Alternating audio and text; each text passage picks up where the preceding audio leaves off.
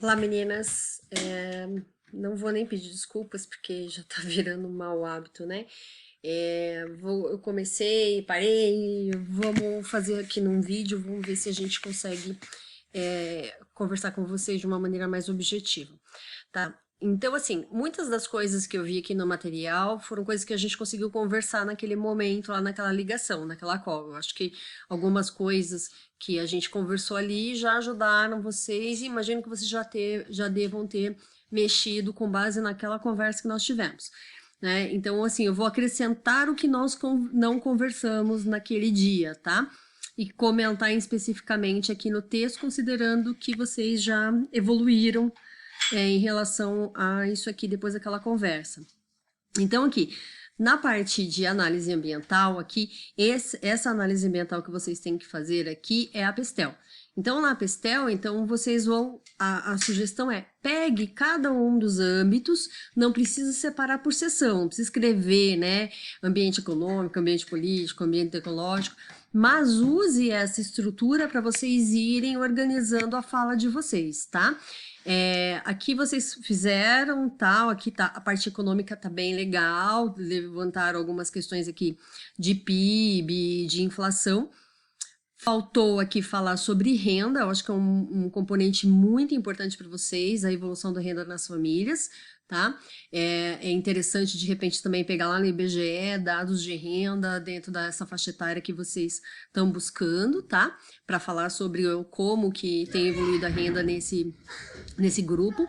E aí, é importante não só colocar as informações aqui, mas como estão aqui, mas dizer, tá, e como isso afeta o negócio de vocês? Então, se diz aqui, né, há projeções, as projeções estavam, né, de retomada do crescimento, óbvio que agora, né, com o Covid, muda-se o cenário, a gente vai ter um período de recessão aí, mas então aí, como é que isso afeta o negócio de vocês? De que maneira isso afeta o negócio de vocês, tá? Então, é importante comentar. Aí, depois, é importante comentar sobre as outras variáveis, né? Porque daí aqui vocês já estão entrando na análise do setor. Então, aqui na PSTEL estão faltando as outras pernas. Está faltando, né, a avaliação do ambiente legal, está faltando a avaliação das tendências sociais, das tendências tecnológicas, tá? Então, estão faltando as outras variáveis.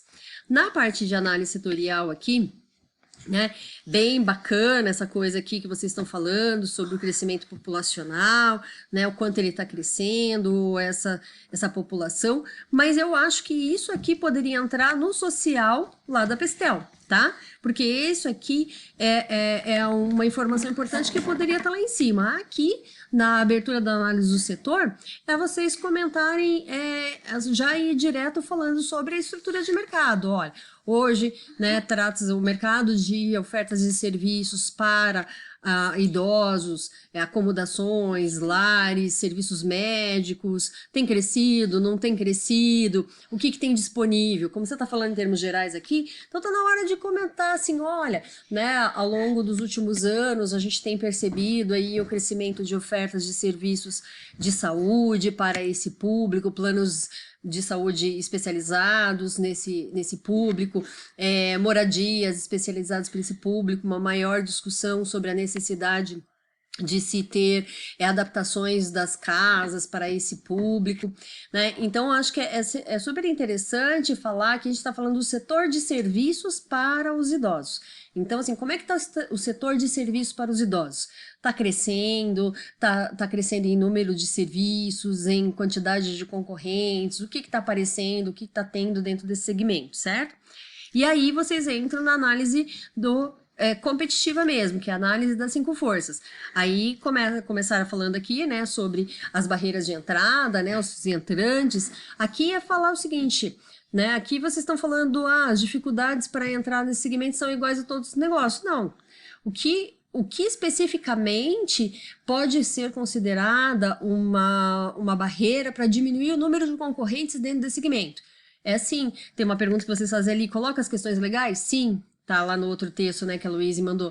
Sim, coloca as questões legais aqui, coloque aqui o nível de investimento mínimo para alguns tipos de serviço, a necessidade de ter profissionais qualificados, especializados, de ter domínio, né, de questões de saúde, questões regulatórias em relação ao Estatuto do Idoso, todas as coisas que podem fazer com que não é qualquer um que queira competir nesse segmento que possa competir nesse segmento. São também necessárias algumas competências específicas, alguns conhecimentos, algumas estruturas que são próprias para atuar dentro desse segmento, que acaba diminuindo, né, acabam se fazendo como barreiras de entrada e acabam diminuindo a quantidade de competidores qualificados dentro do mercado.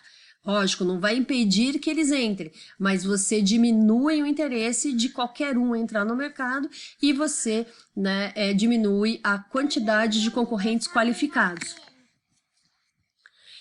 Depois, quando a gente está falando em rivalidade de empresas do ramo, pega lá, aí então eu estou juntando já os dois arquivos, né? Pega lá aquilo que a Luíse já estava conversando ali.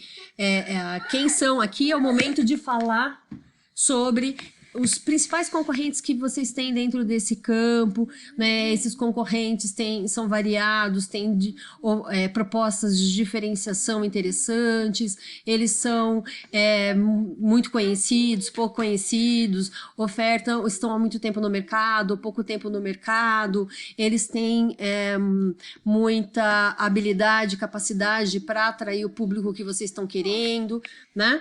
Aí a ameaça de produtos e substitutos. Aí o texto lá da Luíse tá bem bacana, vai falar sobre aquilo que a gente conversou também naquele dia, sobre quais são as coisas que em conjunto substituem o que vocês estão ofertando. Então, os condomínios clubes, as tecnologias, os home cares, os serviços de atenção, todos os serviços que podem, complementados em conjunto, substituir as moradias especiais que vocês estão oferecendo.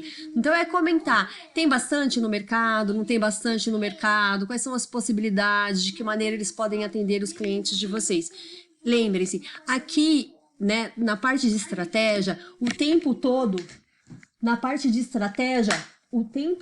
o que a gente está tentando fazer é discutir, conversar com o leitor, contando para ele como é que está o ambiente para abrir esse negócio. Então, do ponto de vista macro, do ponto de vista geral, como é que estão as condições? Olha, em termos econômicos, tá bem, tá mal, tá ruim, tá bom, tem coisas que favorecem, coisas que não favorecem. Do ponto de vista tecnológico, tem coisas que ajudam, tem coisas que não ajudam. Do ponto de vista social, há tendências que ajudam a gente, reforçam a nossa decisão, há tendências que acabam deixando aí pra gente uma preocupação.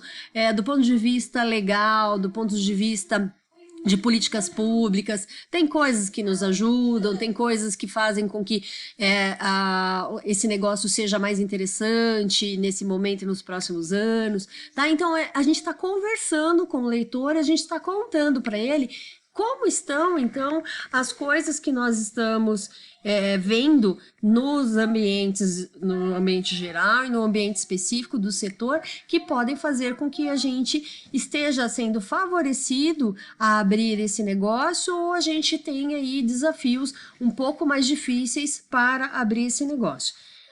Aí, na questão do poder de negociação dos compradores, né?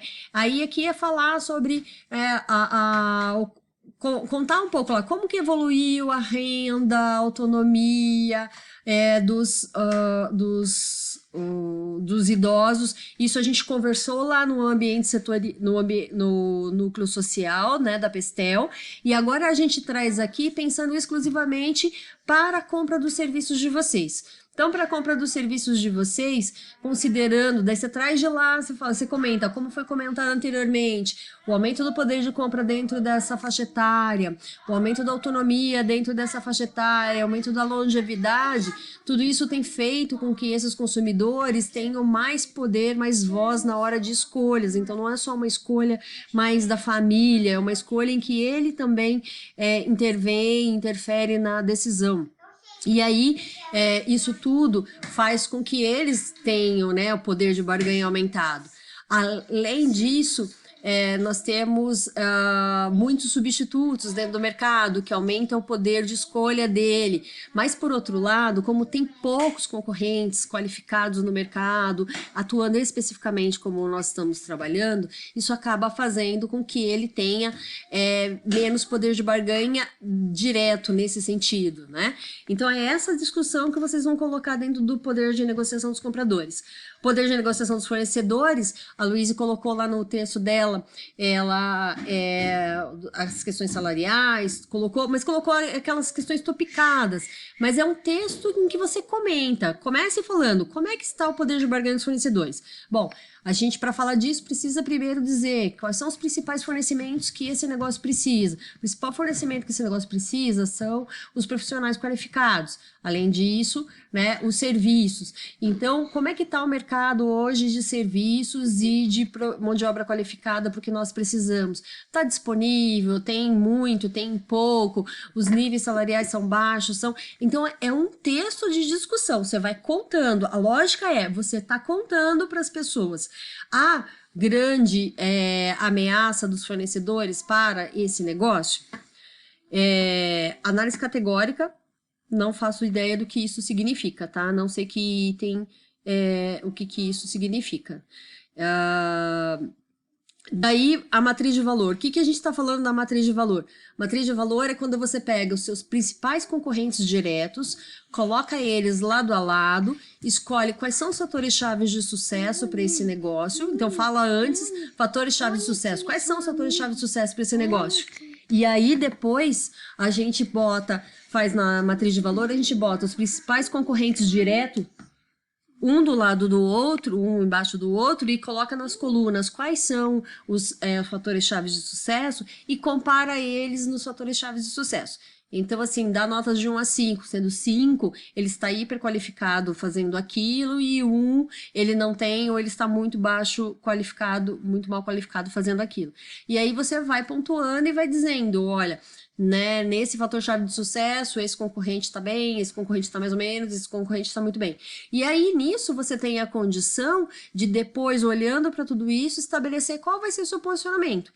Diante de tudo isso, como é que você vai se posicionar, como é que você vai se colocar à frente desses concorrentes, tá? Aí na análise da concorrência direta e indireta aqui, quando você está analisando, né, a rivalidade e quando você está analisando substitutos. Então, aqui fica repetitivo falar 2 vezes disso. Se você já analisou ali os substitutos, já analisou a rivalidade da concorrência, então você já falou de concorrência direta na rivalidade e já falou de indiretos na substituta, tá? Vou pegar o outro arquivo aqui. Meu tempo tá acabando aqui, tenho 15 minutos. Quanto tempo eu tenho aqui? 13 minutos, tem mais 2 minutos aqui. Aí, nesse, então, né, eu já comentei algumas coisas, Luiz. Então, assim, posicionamento competitivo significa a estratégia competitiva. Isso é depois, tá? Depois que você fez a análise da matriz de valor dos concorrentes, aí você vai dizer qual é o seu posicionamento competitivo. Estou me posicionando no nicho de idosos com essas características, com esses diferenciais de negócio. Então, assim, para que mercado eu estou me posicionando e com que diferenciais? Então, se eu vou trabalhar com uma estratégia de nicho de diferenciação, que é o caso de vocês, então estou me focando em que nicho de consumidor e com que diferenciais da minha proposta de negócio, tá? Então, posicionamento competitivo é um parágrafo contando qual é o seu posicionamento competitivo. Depois que você já fez toda a análise do ambiente, depois você fez a análise da matriz de valor, tá? Então, não é esse termo aqui, aqui em cima, tá incorreto, tá? Aí, aqui, esse texto, né, o mercado de instituições de longa permanência, bastante amplo, quando comparado às outras cidades, segundo a pesquisa, não sei o quê. Isso aqui é do item rivalidade, tá? Ou pode ser a abertura da análise setorial lá, naquele capítulo lá que vocês estavam abrindo, a análise do setor, tá? Quando vocês estão abrindo aqui, cadê? Análise do setor, no 3.1.1, vocês podem pôr esse texto aqui, que é quando vocês estão comentando, né, sobre o mercado de instituições de longa permanência e tal, né? O que eles são diferentes, o que eles não são diferentes uns dos outros. Embora eu insista no que eu comentei anteriormente, acho que a abertura ali pode ser um overview geral sobre serviços e produtos hoje destinados ao público de vocês. Como está o